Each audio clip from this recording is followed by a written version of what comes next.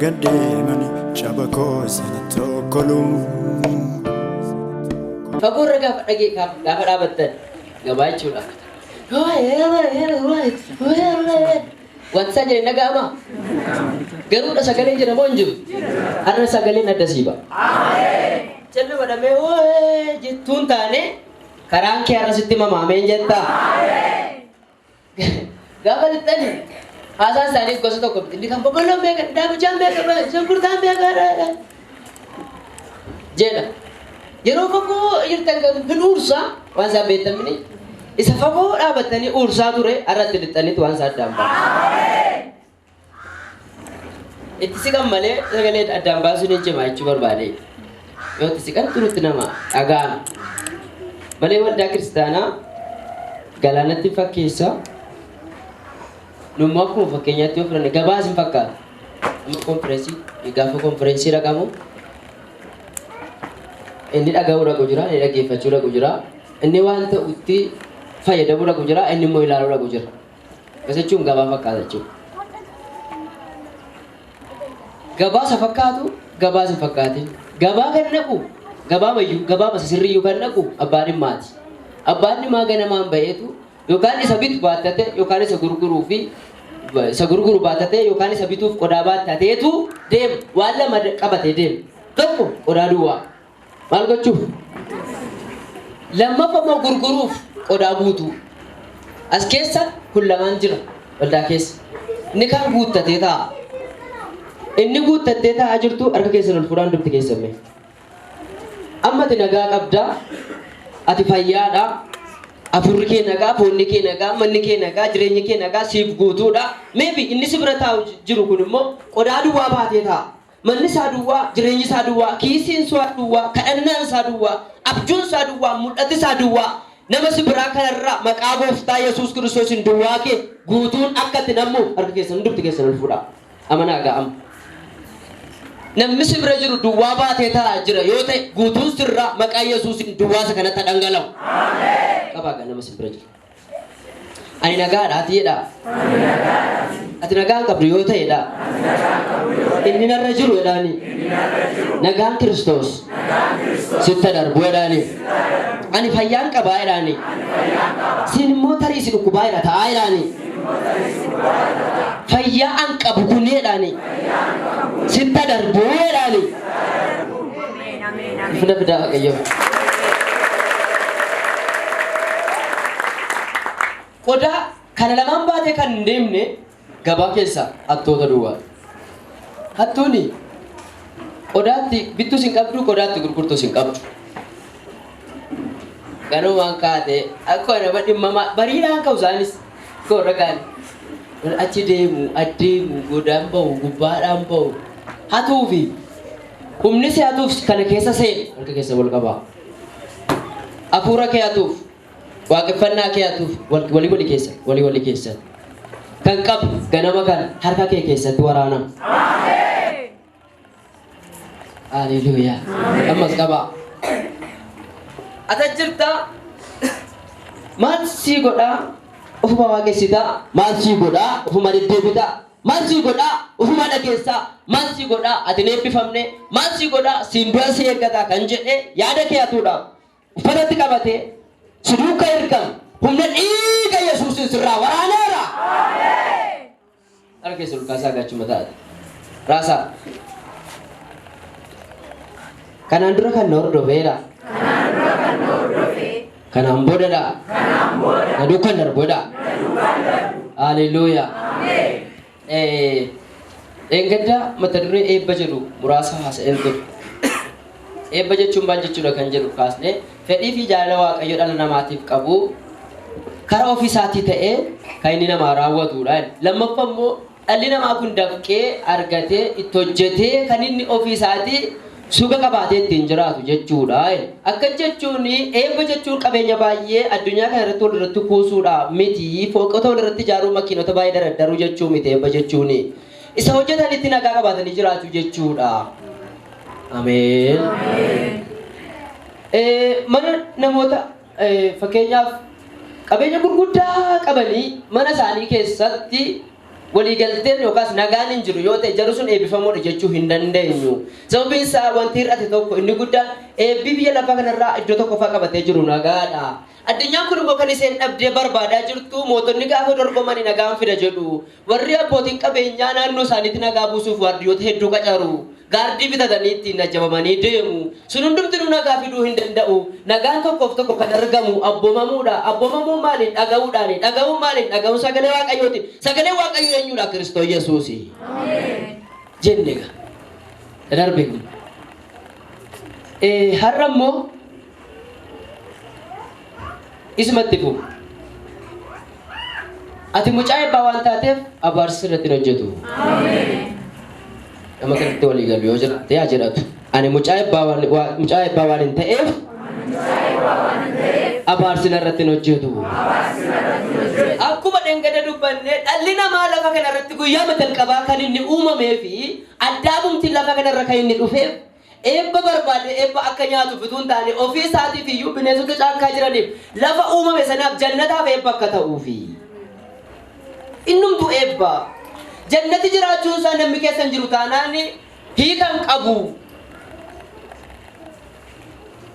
Kanaaf namni addaab kan inni uumameef mukootii sanaa bineensota sanaa warra achi keessa jiran akka nyaatuuf otoo hin taane ofii isaatii inni isaaniif eebba akka ta'uufi. Sababiin isaa tokko gaafa addaab uumame jalqabee bineensota sana hundumaatti kan maqaa moggaase eenyudha?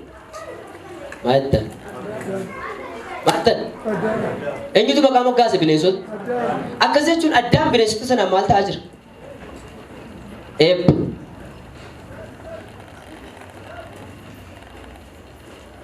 Namni kan inni barbaadu eebba. Kan inni dhalteefis eebba. Eebba waan barbaaddeef waan eebbifamuun qaba.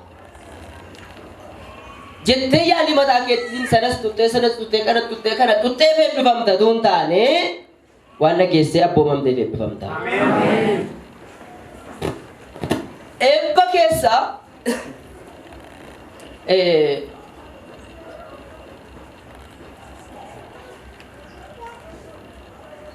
gaafa galee gaafa eebba keessa kaa'ame waan tokkittii jedhame na warra kan hundumaa tataqa ka barbaadde godhe fayyadame kanatti warra kana kan godhe garuu kanatti hin bu'in jedhame kun hundumtinuu naanneetu jiruutu jaartiin naqanii kana kutan.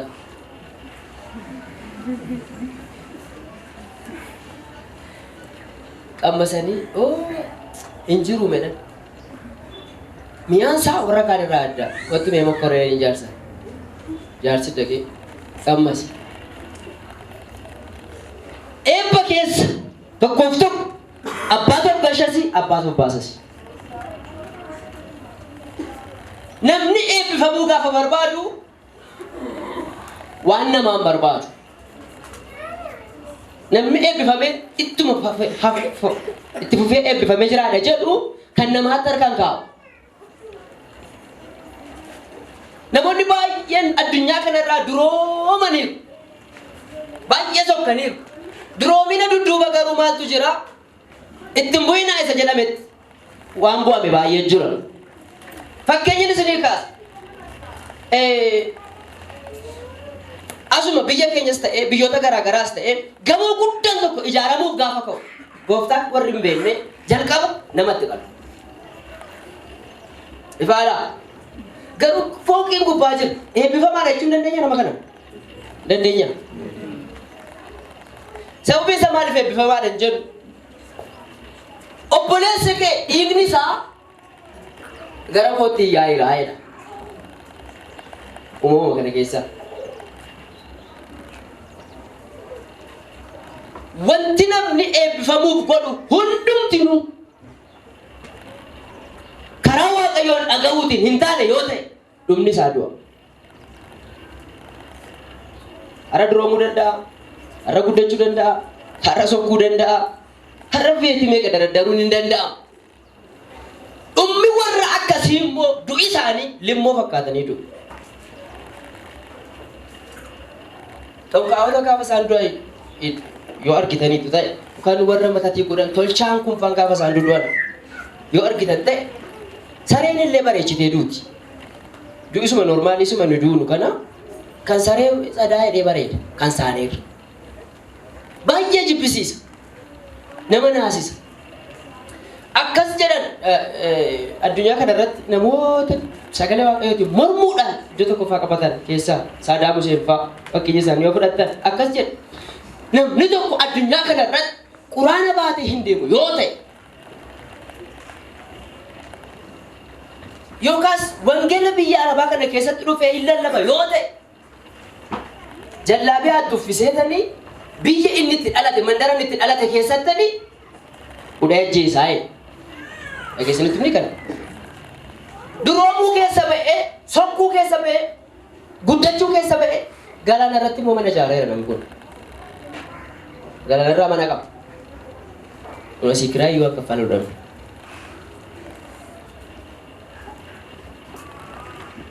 Isa booda isa dhuma du'i namicha kana Ameerikaadhaan qabame mandara keessatti dhalate keessa jallaabiyaan itti uffifamee fannifamee jifame ofii isaa.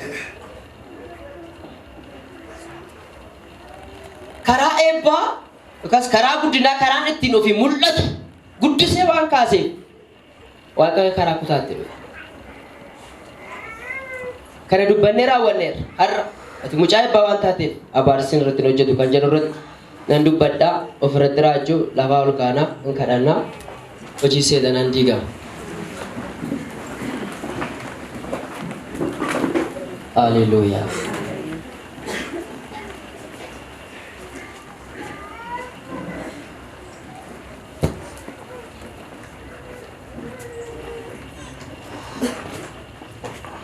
Inni bara baay'eef si abaara. Har'aa jalqabee garuu si duukaan darba. Ameen. Harki namoota baay'ee daaraat irraa argufamaan argaa halkan. Kun immoo har'an ta'a. Ameen. Itoo hedduu, itoo hojjettu, humni kee lafa inni itti nam'aa jiru kan hin beekne. Har'a kaatee mucaa abaarsaa jedhamuun kee hafee mucaa eebbaan jedhama. Hallelujah.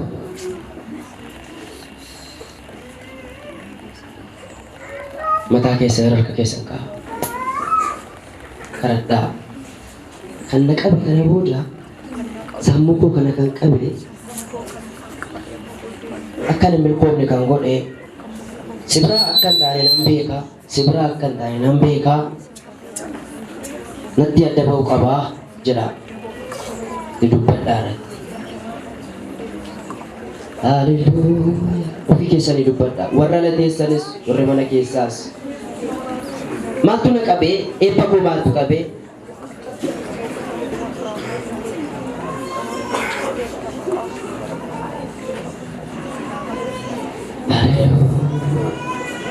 Harka namoota kanarraa maqaa Yesuus Kiristoosiin maqaa Yesuus Kiristoosiin humni abaarsaa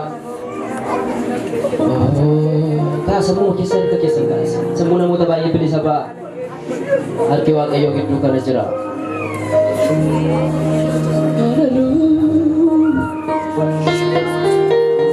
Namni hin fiiga garuu harki isaa qullaadha.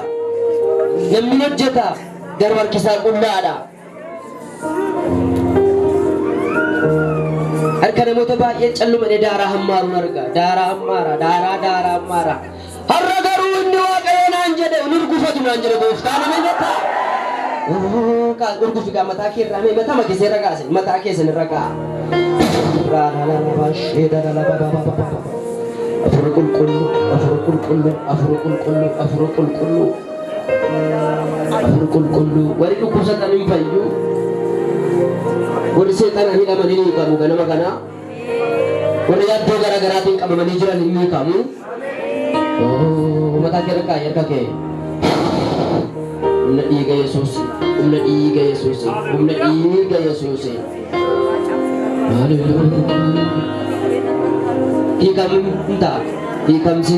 Hiikamsinta. Hikam sinta ofirratti dubbadhaa qaxaanu ofirraataa har'a hiikamunnaa ta'a qaxaa uffata dirraataa nanii kama naniitu anaanii eebba kooliitu kaata kooliitu jiibba kooliitu afaan kooliitu jedha irratti dubbadhaa ta'a ofirraa maqaa gooftaa maqaa Yesuusiin maqaa gooftaa maqaa Yesuusiin haleluuyaa haleluuyaa ataa ofirraa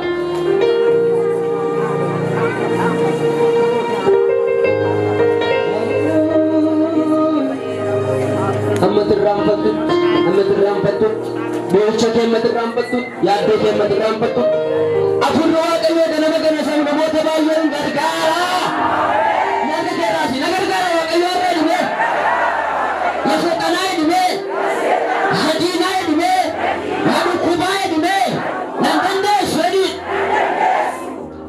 akkamitti nagatu irraanfatamaa Harmana tarakote ergasi bacholma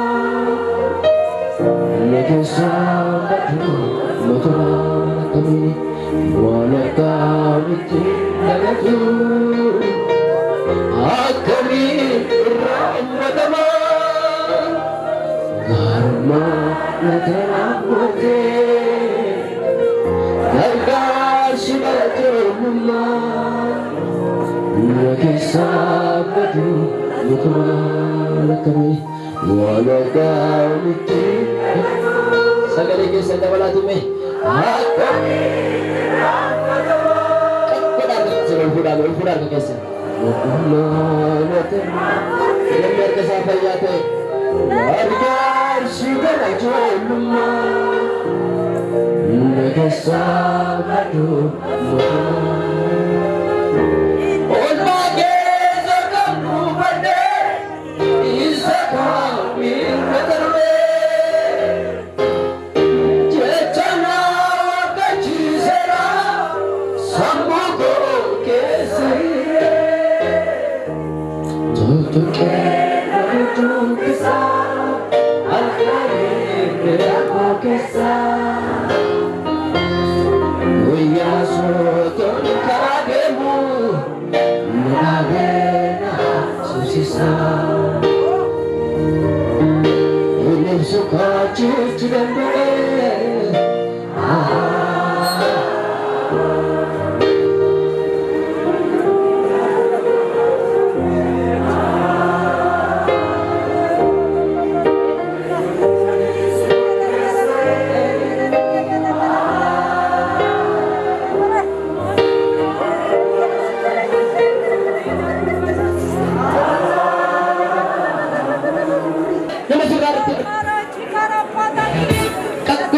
Lapachas kabaga maqaa Yesuus Kiristoosin harkeen marratti dhame har'a jalqabee hayiikam ina manta harki kun ni kama la dhugaan isinitti harki kun har'a mani dhaatiya harka kanarratti eebba waaqayyo nawwaama afura qulqulluu nawwaama harki kun ofirra darbee nama kan biraaf eebba ofii keera dabarte nama kan biraaf Ebbaan hindi bama, ijaba ulaan hindi bama, ingkola rat hindi bama, higimpi rat hindi bama, hidya rat hindi bama, ras yarki ko hindi bama, ras, itim, harki ko hindi bama, Era labas, hari mo harki ko, unamanta, harga kerat ka di ba unamanta. Kanan dura hidhamee argita kun akka hiikamu amantaa gooftaan kun ani kanaan jedhee achas qabaaga humna dhiiga Yesuus keessaa ba'e sanaan humna maqaa Yesuus keessaa ba'uun harki kun qinqolaa irratti adibamu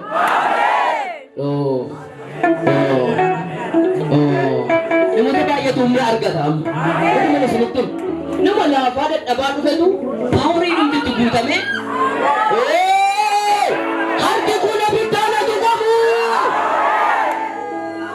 kanan dura ofii hiika billee hiika kan nafne har'a harki kun asii ba'ee garuu dhukkubsataa irraa keessee akka nama waaqayyoo irratti sitti dubbannaa sirratti hin dubbanna harki kun gatiin qabu jedhee namni ulaagaa gadi kan kaa'e ofii keera dabartee har'a garuu ollaa kee feebba biyyaa feebba dhukkubsataa irraa akka kana yoo itti buustarraa ka'ee jiru jedhe. Mana tongkali bukkee darbuudhaan dargatti yoo itti qabu mana isaa keessatti adeemsisee dabartaa nama taaksii keessa si bukkee yoo ta'e uffata kee kan harkaan qabda kana booddee ilaalta harki kun hin dibamaa harka kana waan baay'ee hojjenna harka kee ulkaasiga dibeera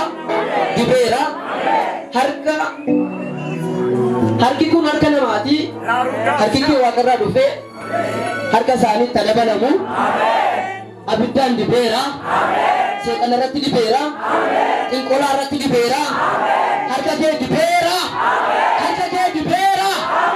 fagoos kan jirtan harka ulkaasa iddoo fagoo teessanii kan jirtan harka keessan nan diba harka keessan ol kaafadhaa harka kana xinqolaan akka hin dandeenyeef nan diba digittiin akka hin dandeenyetti nan diba kutaan tolchaan akkas hin dandeenyetti nan diba harki kee dibamu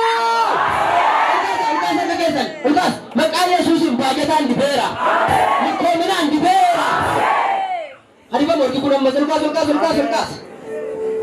Dapat Yesus bukan setan lintai. Sefalada kesa kama sentu, church kama sentu, mana kama sentu, lalu ini kecil. Lalu arti pun kama setan lintai. Ras arti kau di mana jadi ba? Di mana arti kun? Di bawah kanan tongkau kegagalan naga. Entah sih, ifat beli sekarang. Ekor kisah ni, ifat tengkolan, beli sekarang. Dia gara-gara tani kalau cetan. Nama tawa kayu retak kesan mikir ni kalau cetan. Ifat beli sekarang. Ekor kisah ni tu. Ekor kisah anak bijak dekat dekat. Kalau makan bijak gara-gara kerja sama kayu retak kalau cetan. Maka saya sudah sedikit.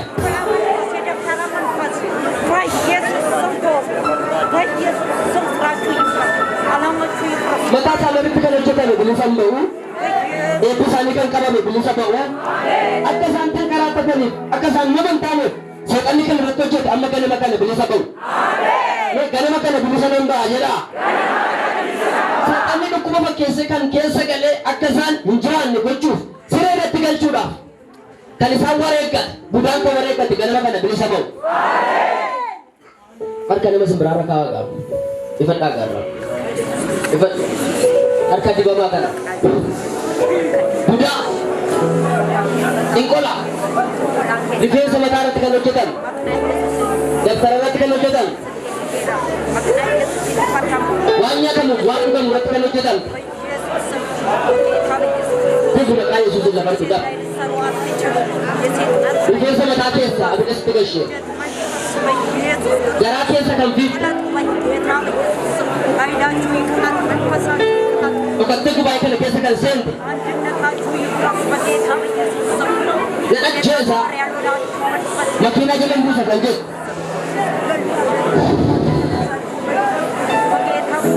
Nampak kisah, nampak tahu, nampak kalau lanjut.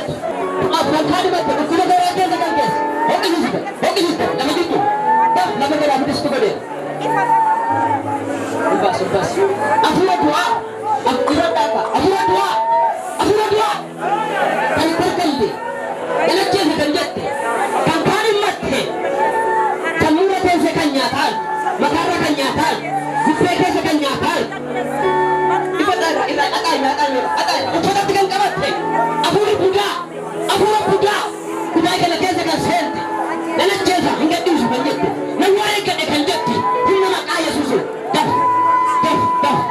Ammas harka nama baik kesadaran bisa urku famar ganjil. Urku beberka kira. Urku. Darah bahasa makaya susu. Urku. Setan bara baik sibat. Urku harga kira. Nacu sabu. Mak aku saya susu. Apa sih kana bodi nama ratilo jago. Anu ada kana mata marsilo jago.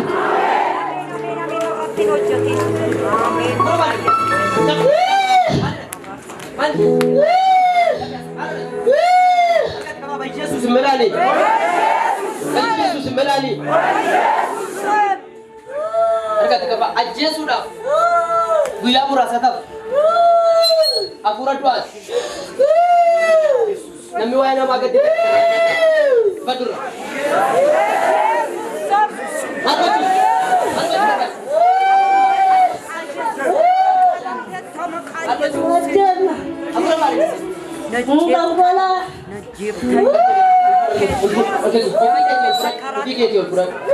nama baay'ee irratti hojjetamee jira afuurri kun as keessa sirratti hin hojjetini afuurri xinqola irra ga'e fuudhiga afuurri xinqolaa jedhaani narrattidha maatii koo irrattidha biyya koo irrattidha hojjettu jedhaani akkasee mirgaa hin nyaanna ishi hin dhugna hin jiriina maal fagootamme gurra see duuchinee ija see jaamsinee sammuu ishee keessaa akka ishee maraattu goonee waggaa baay'ee waggaa 5 ol cannaqnee gubaa jirra ganaa akkoi dhaab baay'ee softee dhaab akkoi harka isa dhukkubsachiisa sanatti agarsiisa dhaabachiisi ka dhaabachiisi akkoi harka isa qaba kafoo ilaala jedhu keessa afurii xinqolaa daf fayyaa ishee gad dhiiftee maatii ishee gad dhiiftee maqaa gooftaa Yesuusiin si'a sadi sagalee guddaan iyyi keessa daf daf daf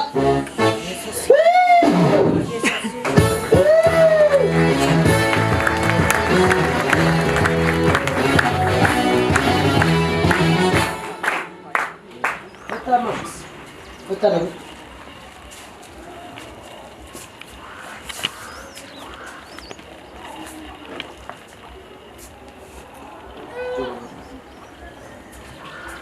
Ada kasih kamu cukup. Apa pilih ni?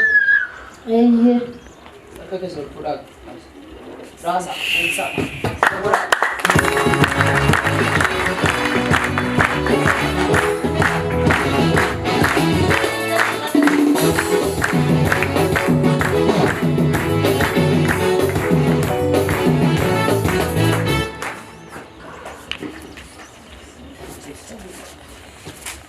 Ulfina fidaa Waaqayyo.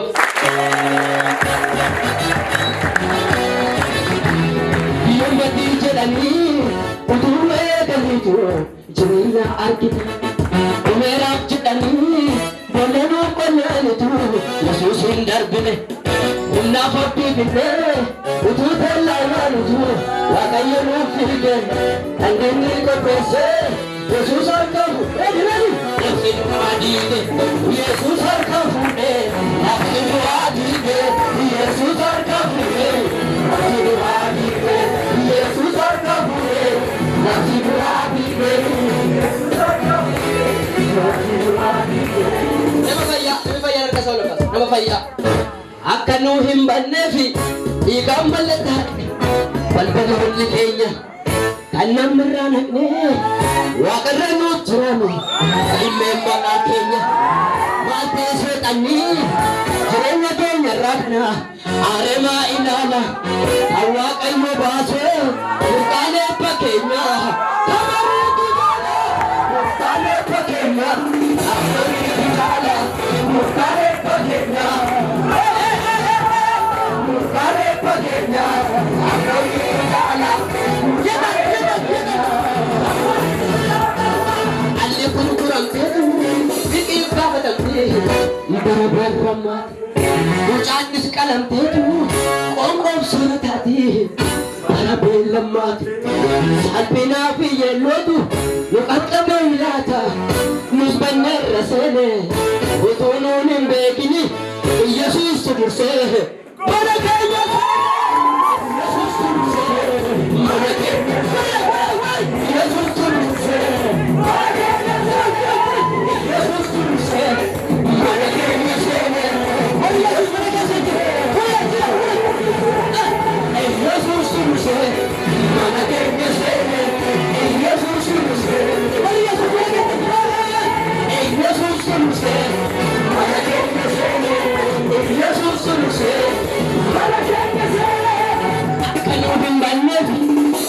mannatai Arumike Anamranaki Waqarrabu jiramu Kararo maqatenya Malta ese ani Ana kenya rabani Arema ilana Alwaqallo baase Urkane pakenya Urkane pakenya Akori tujana Urkane pakenya Akori tujana Urkane pakenya Yada Urkane pakenya